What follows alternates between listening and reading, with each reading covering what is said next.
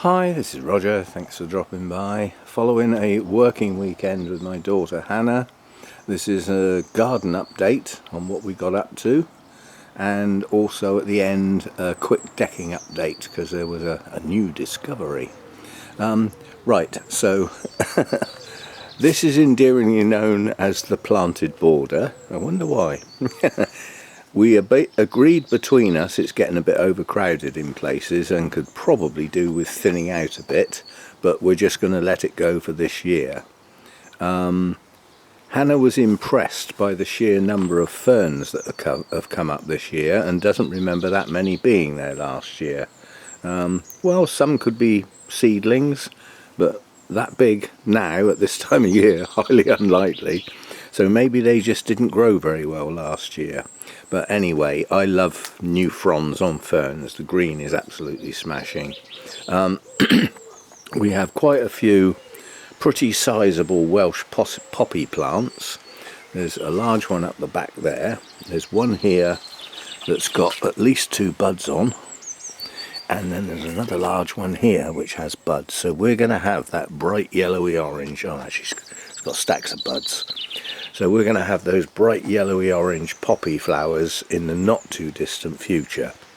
The aqualegias are pushing on now. I mean, there's some, 1, 2, 3, 4 spikes there, all with multiple buds. So they're going to be out soon.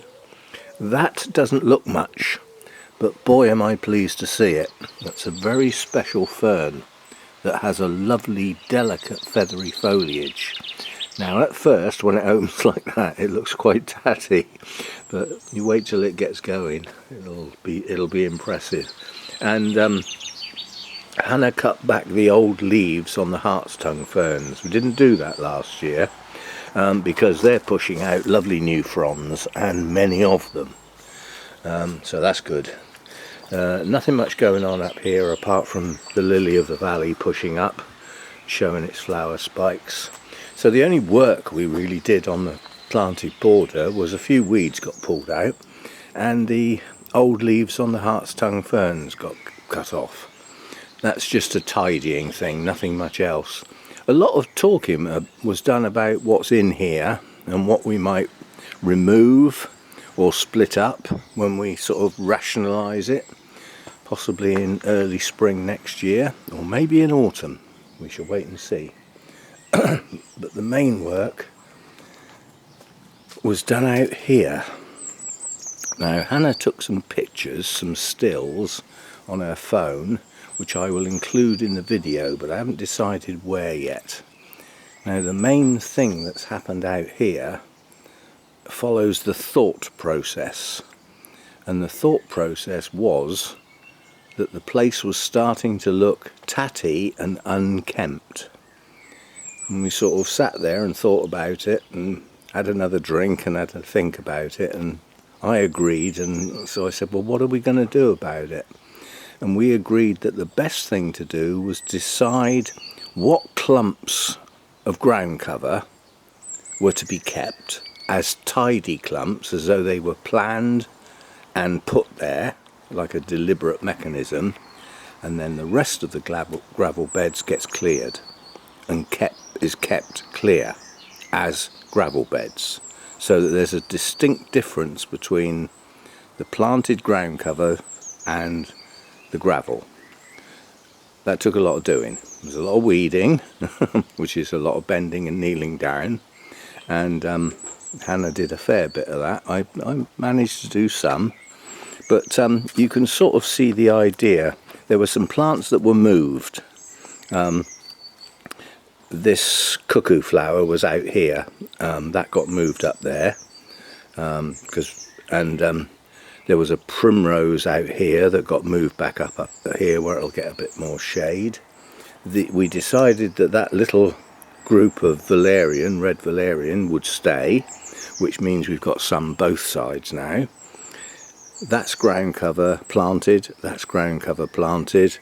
Everything else around it got either hoed or weeded out, leaving some gravel in the middle. Now here again, planted ground cover, the cuckoo flower, which has spilled over its pots and is looking absolutely gorgeous at the moment. And then thyme lining the edges. It looks more planned than it did before. This side we did very little apart from weeding, the reason being the forget-me-nots are in full flood, and we agreed that they can just stay like that until the flowers have completely gone over, and then we'll do the same sort of principle over here. So again, ground cover, you know, primroses along there in the shadier bit. That one up in the corner is looking particularly good. Yeah, so quite a lot of weeding here. And then again up in this corner, where the forget-me-nots are now, they were left because they're in flower. But most of the ones that are up this end will probably get removed. We'll leave that clump there as a separate thing from these, but these odd ones that just pop up, you know, they're wind-blown seeds basically, they'll probably just get removed. We've got a bit of sad news here, because it's highly likely these two giant buddleias have actually been lost, because there's no real sign of life on them. There's some sort of, you know, but it doesn't look as though it's going to do anything, so those might be lost. We'll come to that later. That one is the white one that one of my viewers paid for, Gail. She actually gave me the money to go and get a buddleia.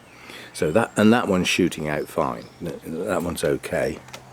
That's that. Little self-seeded violets along the edge here. They may not survive the summer, depending on how hot it gets and how much rain we get. It's a weather-dependent thing, because they haven't got a good root run. They are also woodland plants, so, you know. Let me get over here. Everything in here was just hoed and, you know, actually taken out. So we've recovered a bit of gravel bed there. A couple of clumps of thyme. Got some thyme round into this V-shaped corner. Planned. Thyme, ground cover, clumps of thyme. And then the other thing we did was potting. I'll get onto it in a bit more detail in a minute. But that's the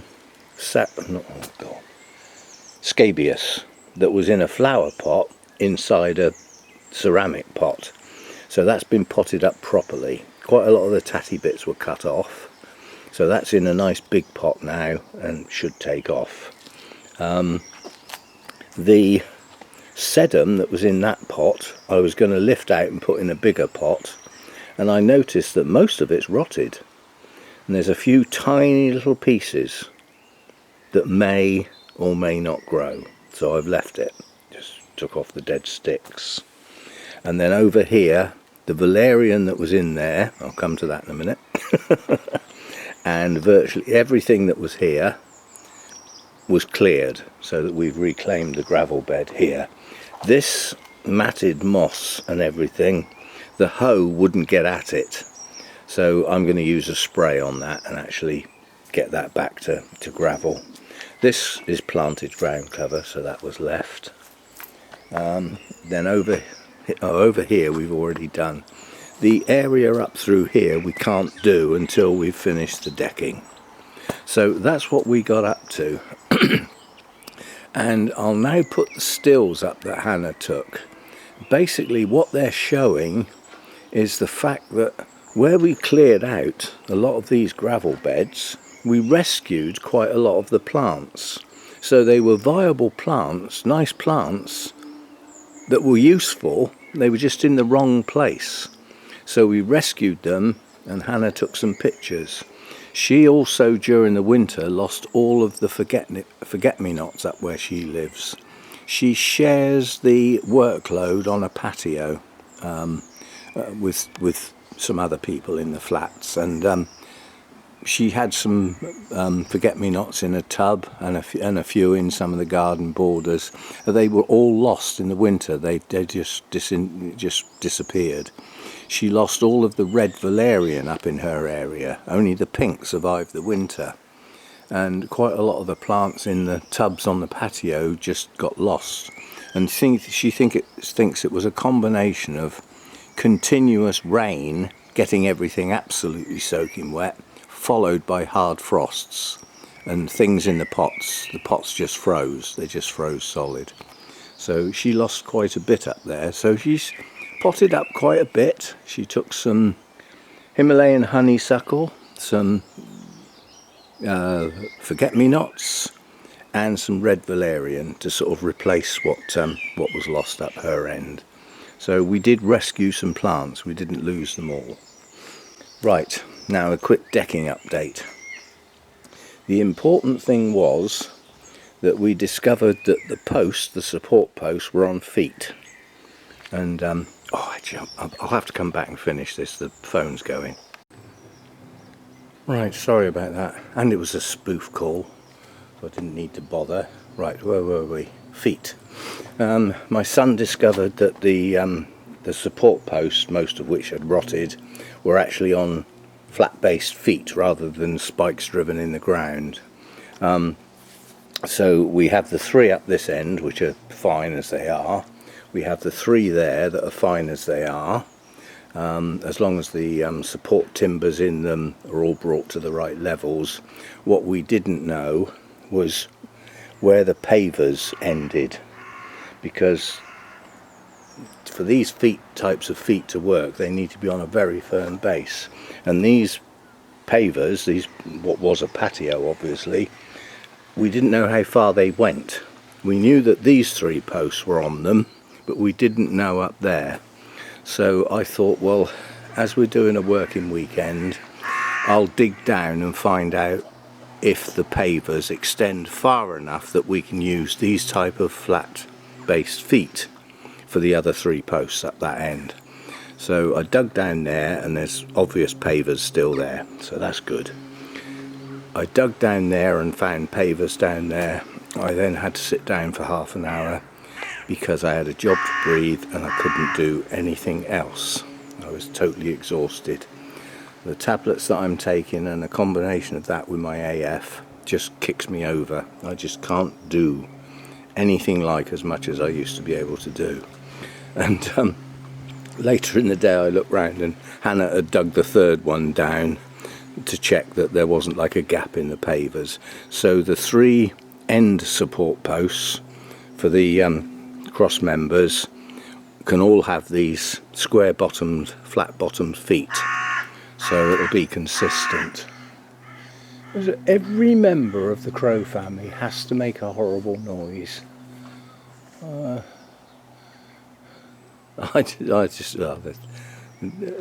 Some of them are incredibly attractive birds, like a jay, and even a magpie's got an attractiveness, but the racket that they make, ugh. Anyway, so that's a quick update on the, hopefully my son's coming down this weekend and we'll make a big dent in getting this towards being finished. Effectively, we will have to get the 3 feet for the posts up there. We will have to get those. We haven't got them at the moment. So that'll have to be done. But Tony actually bought spikes in preparation because he thought that's what we would need. So those have got to be taken back and exchanged for the feet. We also need some more of these hangers apparently. So, you know, we'll have a bit of a shopping trip before we start, if he can come down, which hopefully he can, and either on Saturday or Sunday. Haven't made up his mind yet. And then we'll get cracking. I mean, it'll be a matter of sorting out these 3 posts and then getting the 3 new posts set up, and then getting the cross members, getting the joist hangers fixed to those 3 posts, then getting the cross members in, all levelled up nicely and everything, make sure they sit on the central posts. And then once that's done, the frame effectively is finished. And then we need to look at trying to reattach the front with the step and the sides. And then that's the bit that I need the most help with sorted. And then putting the decking boards back on, I can do on my own, providing Tony remembers his angle grinder to cut the screws off, because the decking boards where the supports were rotten, we didn't have to unscrew the screws to take them off, we just lifted them off because the screws just came out of the rotted timbers. So yeah, so an update on that. And it's I think half the battle with projects like this is having the plan sorted, thinking it through, and knowing the tools and the skills and everything, and just getting a plan sorted, and then it's just a matter of getting on with it basically. So hopefully we'll have suitable weather at the weekend, and hopefully Tony can spare the time to come and get all this lot sorted out with some of my help. But after the work this weekend, and the way I keeled over a couple of times and just had to rest, Tony will be doing most of it, I'm sure. Oh, sun's come out again, that's nice. Yes, so I don't know that the camera actually picks up the colour on these cuckoo flowers. I think the camera shows them as white. They're actually a delicate lilac colour. So I shall end on looking at one of those, and hopefully we will see the colours nicely. This is a native wildflower. Nickname is cuckoo flower. It's not its proper name. I don't know what its proper name is. Most people would probably see it as a weed. I see it as early nectar for the pollinators. Okay, so quick update on the weekend's work, and some looking forward to some of the planning for next weekend, hopefully. And I'll see you next time. Thanks for dropping by. And those of you who know my videos mainly on the Orchid channel, there's often a bit on the end, the bit I forgot. The two lovely bright red geraniums that we had out in the garden last year had to come in for the winter because they won't take low night temperatures. And they were in black flower pots that kept blowing over. So last year I bought two nice blue ceramic pots because the theme of the ceramic pots in the garden is blue. And I thought blue pots, although it's with a theme, with bright red flowers, it's going to look good. So these were taken out of their flower pots and potted up properly. So they've now got some new soil out of the decking area rather than my expensive potting compost. And they've been potted up. So over the next week or two, I'll be hardening these off, putting them out daytime, possibly bring them back in at night because we've got cool nights at the moment. And then gradually they'll get hardened off, and probably sort of by mid-May they should be okay, and we can get them kept outside then. And yeah, I think we might even have some flower buds somewhere. Maybe not, but they'll come. Oh yeah, here we go. So they will come into flower in the very near future, and hopefully by then I'll have got them outside. They do better growing and flowering outside, but they can't take the cold nights, so you have to be patient. Anyway, that was part of the other capturing, potting and moving stuff into bigger pots, and rescuing some of the plants. This was all part of it. So again, see you next time. And this sometimes happens as well. This is the bit after the bit on the end because plants that got rescued, some of them were for me, and the mimulus that had self-seeded in what would have been full sun, I managed to dig some up and pot it, and the fact that it hasn't wilted, it's going to grow, and that's precious to me because that came from the house where the children grew up a long time ago, the last house I actually owned in fact. And this was bought as edging plants for the wildlife pond, and the mimulus flowers on this are absolutely gorgeous, but basically it needs its feet wet, and it prefers not to be the whole plant in full sun. What it likes is the base of the plant to be in amongst other plants, and just the tips of the plant, the flower spikes, poking out in the sun. Often not that easy to achieve, but anyway, I've rescued some of that. And what I said about the Himalayan honeysuckle we rescued a few pieces to put in this pot, and they're going to go up the back because they can grow sort of 3-4 foot high, and it'd be much better to look at something rather than the fence. So we thought we'd pop a few of those in that back area there, but rather than try and plant them straight in there when they've come out of a gravel bed with not too good roots, we thought we'd pop them up and give them a chance to get established. So that's that. And then over here, having just said that it's highly likely we've lost those 2 big buddleias, we found 2 little buddleia seedlings. Now these could be self-seeded from one of mine. They could have just been seeds dropped by birds, you know, in bird poo. Who knows? But they are buddleia, and they did have some roots. So we've potted them up in a pot that if they grow well, they can stay in that pot for this year. Yeah? Because that pot would have been far too big, and it would have meant stopping what we were doing and messing about getting the old buddleia out. And I said to Hannah, I want to give those 2 buddleia bushes 3 or 4 weeks of much better weather to see if they will shoot out, to see if the roots have survived. So that was the idea of that. Right, so for the 3rd time, see you next time. Bye for now.